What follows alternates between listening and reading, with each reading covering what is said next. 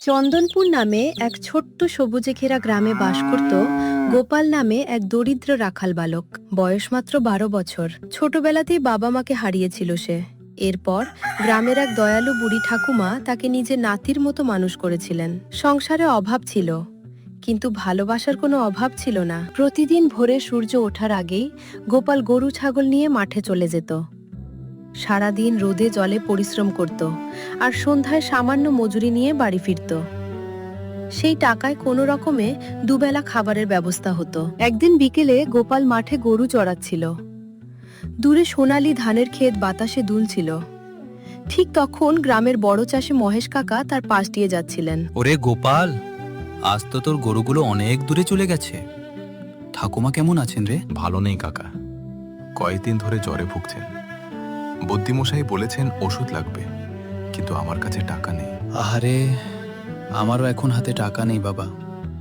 ফসল উঠলে নিশ্চয়ই সাহায্য করব।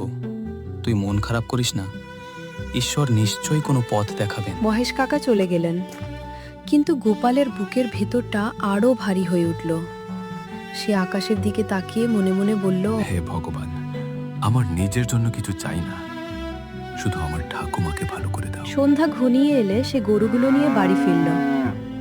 ঘরে ঢুকেই দেখলো ঠাকুমা জ্বরে কাঁপছেন, কপালে জলপট্টি দেওয়া, তবুও গা যেন আগুনের মতো গরম। গোপাল বাবা, তুই এসেছিস?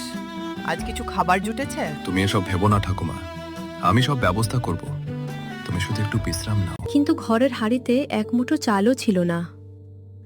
গোপাল চারদিকে তাকিয়ে দীর্ঘশ্বাস ফেলল। রাতে ঠাকুমা ঘুমিয়ে পড়লেও তার চোখে এক ফোঁটা ঘুম এলো না। শেষ পর্যন্ত সে সিদ্ধান্ত নিল গ্রামের পাশের বাঁশবনে গিয়ে কিছু বুনো ফল বা কন্দমূল খুঁজে আনবে। চাঁদের আলোয় ভেসে থাকা বাঁশবনে ঢুকতেই হঠাৎ সে এক অদ্ভুত করুণ শব্দ শুনতে পেল। এ কেমন শব্দ?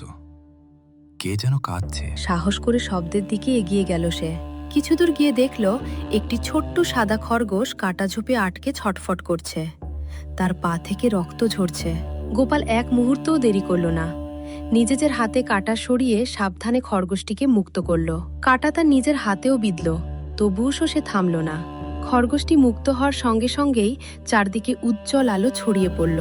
মুহূর্তের মধ্যে খরগোশটি রূপ নিল এক জ্যোতির্ময় বৃদ্ধ সাধুতে। গোপাল ভয়ে কয়েক কদম পিছিয়ে গেল। ভয় পেও না বৎস, আমি বনদেবতার সেবক। এক দুষ্ট শিকারীর মায়াজালে পড়ে খরগোশের রূপে বন্দী ছিলাম। তুমি আমাকে মুক্ত করলে।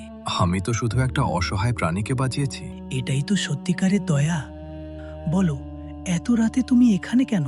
আমার ঠাকুমা খুব অসুস্থ, ঘরে খাবার নেই, ওষুধ কেনা টাকাও নেই, তাই কিছু ফলমূল খুঁজতে এসেছিলাম। তোমার হৃদয় নির্মল, তাই তোমাকে একটি আশীর্বাদ দিচ্ছি। তিনি নিজের ঝোলা থেকে একটি পুরনো বাঁশের বাঁশি বের করলেন।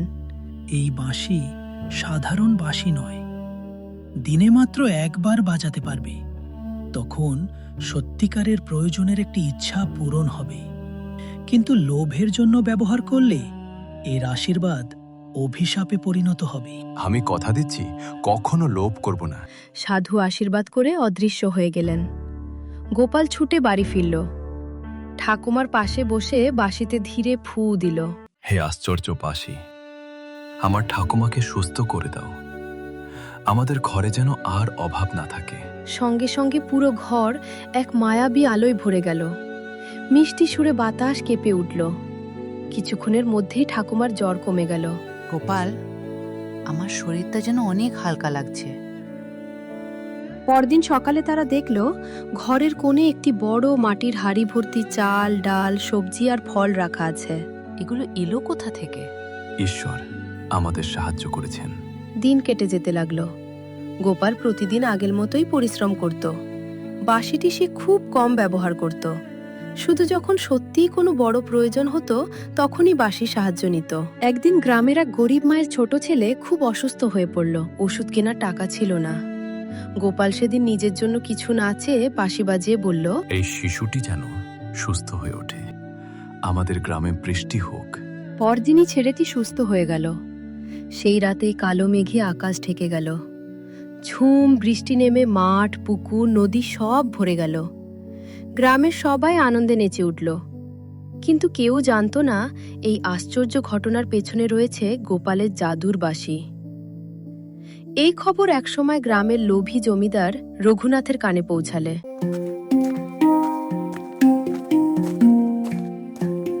যা আছে সব বের করে দে। গোপাল ভয় পেলেও শান্ত গলায় বলল, আমার কাছে সোনা রূপা কিছুই নেই। লোকেরা পুরো ঘর তন্ন তন্ন করে খুঁজেও কিছু পেল না।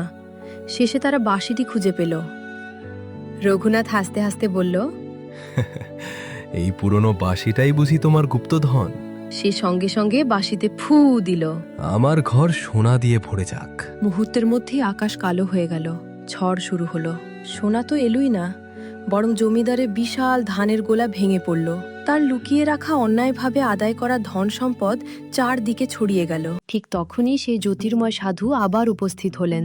আমি আগেই বলেছিলাম, এই বাঁশি শুধু নিঃস্বার্থ মানুষের জন্য। রঘুনাথ মাথা নিচু করে বলল, আমাকে ক্ষমা করুন, আমি লোভ করেছি। ভুল বুঝতে পারাই মানুষের সবচেয়ে বড় শিক্ষা। রঘুনাথ নিজের ভুল স্বীকার করল।